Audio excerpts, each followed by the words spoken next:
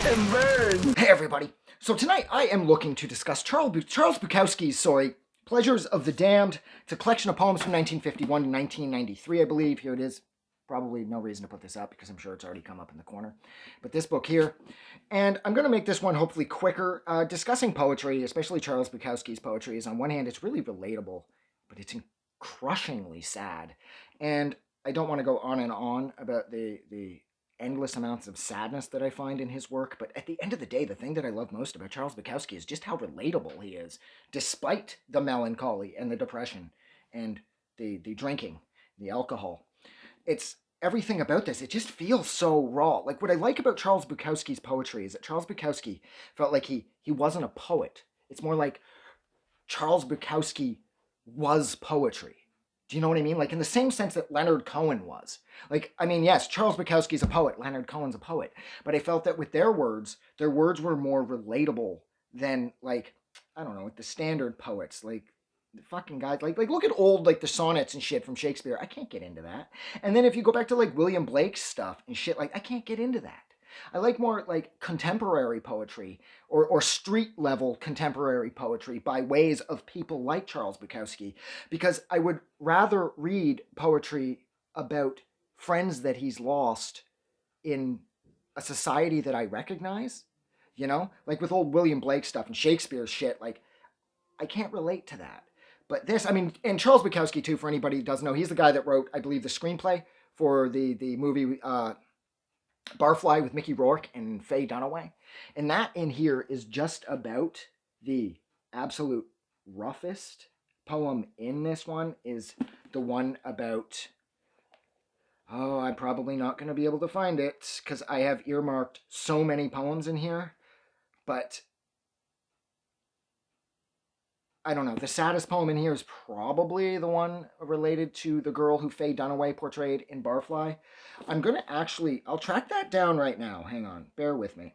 Okay, so I found it, and of course it is titled Barfly. And it says, Jane, who has been dead for 31 years, never could have imagined that I could write a screenplay of our drinking days together, and that it would be made into a movie, and that a beautiful movie star would play her part. I can hear Jane now. A beautiful movie star? Oh, for Christ's sake. Jane, that's showbiz. So go back to sleep, dear, because no matter how hard they tried, they just couldn't find anybody exactly like you. And neither can I. And it's like, I now feel like crying. And that is just so moving, and it's just so relatable because the language is just so basic. There's no massive words in here that a person has to sort of like go grab a thesaurus or a dictionary, not a thesaurus, a dictionary, sorry, and then look them up. Like you will find happening a lot with a lot of like older poetry. Those words everybody can relate to. I mean, Jesus.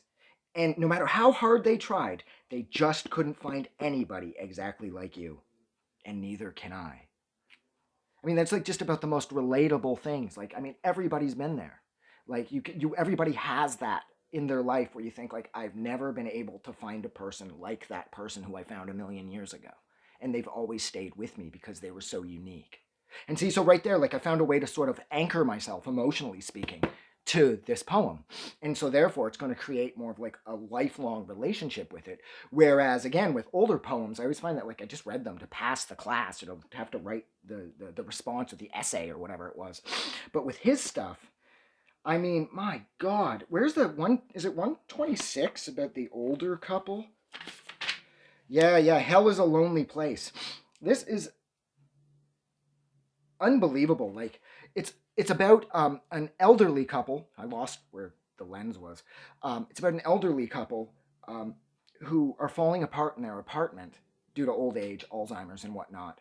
And then how once they're gone, this upwardly mobile couple of yuppies move in, and nobody will ever know about the suffering that took place in this apartment just prior to these two young upstarts, these two young professionals coming in and taking over.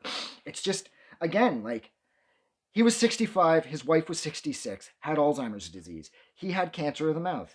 There were operations, radiation treatments, which decayed the bones in his jaw, which then had to be wired. Daily, he put his wife in rubber diapers like a baby. Unable to drive in his condition, he had to take a taxi to the medical center, had difficulty speaking, had to write the directions down. On his last visit, they informed him there would be another operation, a bit more left cheek and a bit more tongue. When he returned, he changed his wife's diapers, put on the TV dinners, watched the evening news, then went into the bedroom, got the gun, put it to her temple, and fired. She fell to the left. He sat upon the couch, put the gun in his mouth, and pulled the trigger. The shots didn't arouse the neighbors. Later, the burning TV dinners did. Someday, somebody arrived, pushing the door open, and they saw it. Soon, the police arrived and went through their routine, found some items, a closed savings account, and a checkbook with a balance of $1.14. In 3 weeks, there were 2 new tenants: a computer engineer named Ross and his wife, and his wife Anna, who studied ballet. They looked like another upwardly mobile pair. And it's weird, because of all the apartments I've lived in, I always wonder that, like, who died in a place before me. But again, that was incredibly tragic, and yet tragic in a more relatable way because those types of things happen. A husband doesn't want to live in that state and watch his wife have to be, strapped up into rubber diapers anymore. So he decides to do the humane thing and he executes her, and then he executes himself. These things happen all the time. Those 2 people had nobody else in the world to look out for them. He couldn't even talk anymore. So whereas I'm not ever attempting to justify like a murder-suicide, it's just, once again, this is incredibly relatable, and it's incredibly sad, and it's moving. And again, it anchors you emotionally to Bukowski's work in a way that I can't find myself getting connected to with pretty much any other poet. And that's what I just absolutely love about Charles Bukowski. And I love his opinions on the 9-to-5 lifestyle. And I love his opinions on society. And I love his opinions on how people love to brag. And I love his opinions on how he thinks some people believe they're better than others. And I just love everything about Charles Bukowski.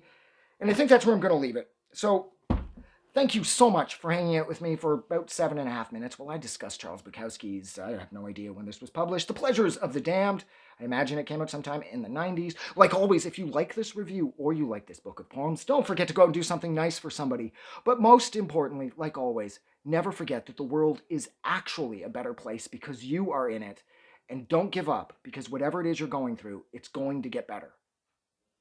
I'm getting out of here. Have a good night.